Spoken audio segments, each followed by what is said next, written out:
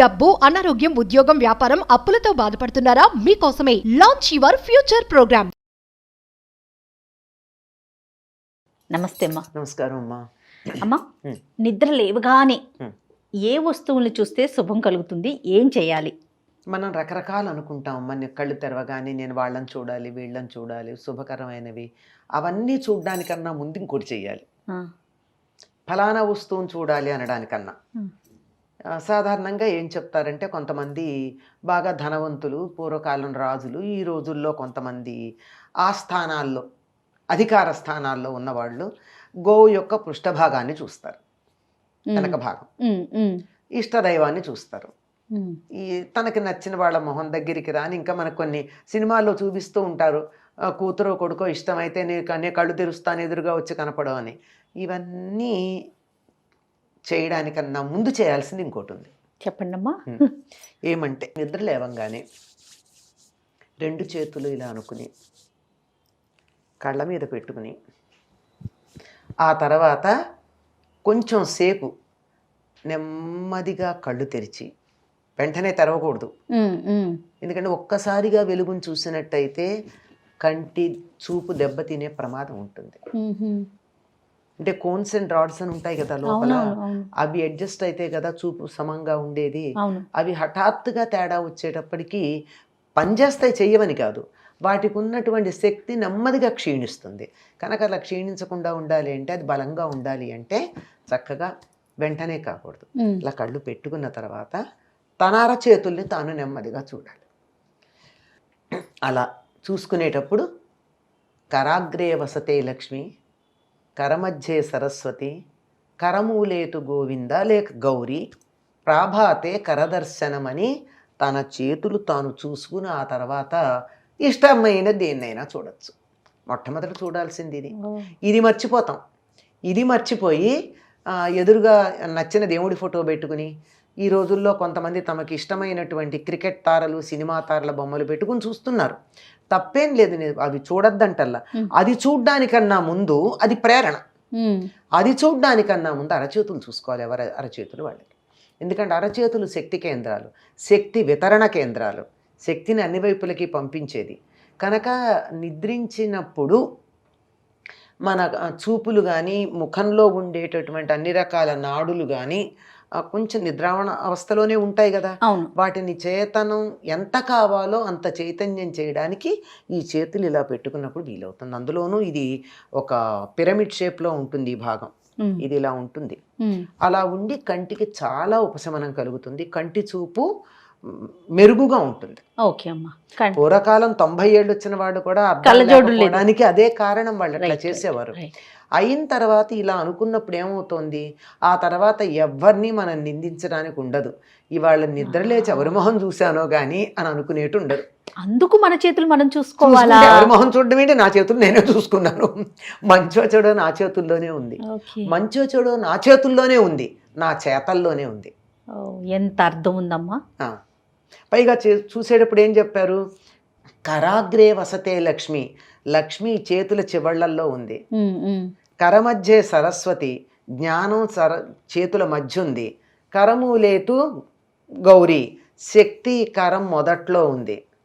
పని చేయాలంటే ఇది పనిచేస్తేనే ఏదన్నా ఉండేది మణికట్టు. అవును అవును, అంతే కదా. అది ఉన్నప్పుడు శక్తి ఇక్కడ వస్తోంది. ఈ శక్తికి కావాల్సినటువంటి జ్ఞానం ఇక్కడుంది. అది పనిలోకి పడేటటువంటిది వేళ్ల చివర్లుంది.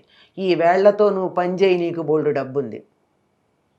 చేతులు ముడుచుకు కూర్చోవడం అనే పదం వాడతాం మనం. చేతులు ముడుచుకు కూర్చుంటే ఏముందమ్మా, సంపద లేదు. నీకు సంపద కావాలంటే ఏం చెయ్యాలి, చేతులు ముడుచుకోకు, వేళ్ళు ఇలా విప్పు, వేళ్ళు విప్పి ఈ వేళ్లతో పని చేయి, కావలసినంత సంపద. దానికి కావాల్సిన జ్ఞానం పుస్తకం చేత్తో పట్టుకుంటాం, కరమధ్యే సరస్వతి, ఈ జ్ఞానం చేత్తో ఇలా సంపాదించు. ఒకటి ఈ రోజుల్లో పుస్తకం ఉంది, పూర్వకాలం ఉందా? ఏం లేదు. గురువు దగ్గర చేతులు జోడించి అనుగ్రహం ఇలా పొందు. అరచేతుల మధ్య భాగంలో భగవంతుడు, గురువు, పెద్దలు వాళ్ళ అనుగ్రహాన్ని ఇలా అంజలి జోడించి మధ్యలో పొందు.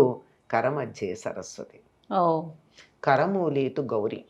పనిచేయడానికి ఈ మణికట్టు కావాలి, ఇక్కడ ఉంది. అందుకని ఇచ్ఛా జ్ఞాన క్రియాశక్తులు 3 నీ చేతుల్లోనే ఉన్నాయి. నీ జీవితం బాగుపడ్డా, నశించినా, ఉన్నత స్థానానికి వెళ్ళిన, అధోగతి పాలైనా నీ చేతులతో చేసే చేతలే కారణం. నువ్వు ఎవరిని నిందించటానికి వీల్లేదు అని మన పెద్దలు చెప్పారు. అందువల్ల దీనివల్ల ఇంకా చాలా ప్రయోజనాలు ఉన్నాయి. ఇది మనకు మాట చెప్పడమే కాకుండా ఇందాక చెప్పా కదా, కంటికి మెరుగుపడుతుందని. అలాగే ఈ కాసేపు కూర్చోవడం వల్ల రక్త ప్రసరణ ఇలా నేలబారుగా ఉండేటటువంటిది, భూమికి సమాంతరంగా ఉండేది ఒక్కసారి లంబకోణంలోకి వెళ్ళాలంటే ఆ గుండె పంపింగ్లో కూడా ఒక్కసారి తేడా వస్తే ఇబ్బంది గనక నెమ్మదిగా దాన్ని కూడా సరి చేసుకుని లేవడం అవుతుంది. ఎటువైపు నుంచి లేవాలమ్మా? ఎడం పక్క నుంచి లేవాలి. వాళ్ళు పడుకోవడం కూడా అలాగే పడుకోవడం మంచిదని చెప్తారు. ఎడమ పక్క నుంచి లేచి తిరిగి ఇలా పడుకున్నట్టయితే లేచి కూర్చొని కొంచెం సేపు మీరు ఎంతసేపు అమ్మా ఈ నాలుగు పాదాలు ఉన్న ఈ శ్లోకం చదవడం అంటే గట్టిగా 45 సెకండ్లు మాక్సిమం. అంతే అంతే. అంతసేపు కళ్ళు మూసుకుని లేచి ఎక్లమటైజేషన్ అనే పదం వాడతారు ఆంగ్లంలో. అంటే వాతావరణానికి అనువుగా మనం సర్దుబాటు చేసుకోవడం, అలవాటు పడడం. అలా అలవాటు పడినట్టయితే ప్రకృతితో నిద్ర లేచిన దగ్గర నుంచి ప్రకృతితో అలవాటు పడడం మనకి పెద్దవాళ్ళు ఎంత బాగా నేర్పించారో. అవును అవును. ఆరోగ్యం ఉంటుంది. తర్వాత ఏం చేయాలమ్మా? ఎలాంటి వస్తువులు చూస్తే శుభప్రదమైనవి, తర్వాత మా ప్రణాళికకి సంబంధించినవి, మనం ఏం చేసుకోవాలో వాటికి సంబంధించినవి. సాధారణంగా చదువుకునేటటువంటి వాళ్ళు పుస్తకాలు తల దగ్గర పక్కన పెట్టుకుంటారు. వాటిని చూసినట్టయితే ఇవాళ చదవాలి అనిపిస్తుంది. అంతేకాదు, మీరు గమనించండి, నిద్ర లేవంగానే ఇవాళ ఏం చేయాలని ఒక్క నిమిషం ఆలోచించుకుంటామా లేదా? అంటే గాఢంగా నిద్ర పట్టాక నేనెవరు, నేనేం చేయాలి, ఏం చేస్తున్నాను అన్నది కూడా గుర్తుండని స్థితిలో నిద్రపోతాం. అట్లాంటి నిద్ర పడితేనే మనకి పూర్తిగా శరీరం హాయి అయినటువంటి స్థితిలో విశ్రాంతి తీసుకున్నట్టు. అట్లా అయిన తర్వాత ఇవాళ ఏం చేయాలన్నది ఒక్కసారి ఆలోచించుకుని కనుక లేచినట్టయితే బాగుంటుంది. మరి ఆలోచించుకోవడానికి మనకి తీరుకుందా అంటే తత్సంబంధమైనవి ఎదురుగా పెడితే కళ్ళు తెరవగానే అది కనపడితే మన ప్రణాళిక మనకి తెలుస్తుంది. ఇంకా విద్యార్థులైతే పుస్తకాల పరీక్ష, మన పెద్దవాళ్ళు అయితే మనకి ఏం పనులు ఉంటాయో అవి ఆఫీస్ ఫైల్ కావచ్చు, మరొకటి కావచ్చు. కానీ ఈ రోజుల్లో మాత్రం ఒక దురదృష్టకరమైనటువంటి పరిస్థితి ఏమిటంటే సెల్ ఫోన్ దగ్గర పెట్టుకుని పడుకుంటున్నారు, నిద్ర లేవంగానే దాన్ని చూస్తున్నారు. అదే అనేక రకాలైనటువంటి అలజడులకి కారణం అవుతుంది. అలజడి అన్నానే ఈ జడి ఉంటుంది.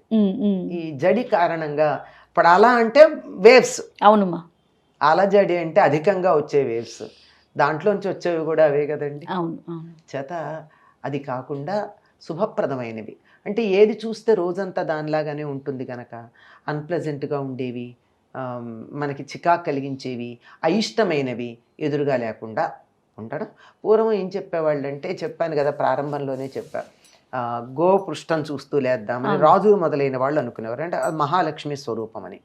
ఇంకా కొంతమంది లేవంగానే తులసి చెట్టును చూడాలి అని చెప్పి పెరట్లోకి వచ్చి ఆ కళ్ళు మూసుకొచ్చి మరి కాళ్ళకి ఎదురేమన్నా పడితే తంతే కష్టం, అలా వచ్చి వాటి మీద వస్తారు. దారి సరిగ్గా పెట్టుకుని తులసి మొక్కను చూడడం, లేదా దేవుడి చిత్రపటాలు చూడడం, తమకి ఇష్టమైనటువంటి వారిని చూడడం చేస్తారు. సాధారణంగా ఆడవాళ్ళు చేసే పని అయితే నాకు నవ్వొస్తూ ఉంటుంది, మంగళసూత్రాలు తీసి కళ్ళకద్దుకుంటారు. అవునమ్మా. అంటే వాళ్ళకి దైవం అదే. అంటే భర్త ఆరోగ్యం ఉండాలి అని చెప్పి ఇలాంటివి వాళ్ళ ఇష్టాన్ని బట్టి ఉంటాయి. కానీ ఏదైనా సరే ఇష్టం అన్న మాట ఉంచినట్టయితే శుభప్రదమైంది. ఇప్పుడు క్రూరమైనది, కఠినమైనటువంటివి, భయంకరమైనటువంటివి వాటిని చూడడం అన్నది అలాగే భయంకరమైన ఇది అదే ఇందాక చెప్పేసుకున్నాను కదా, దాంట్లో చూడడం కన్నా ఇది మంచిది. నమస్తే.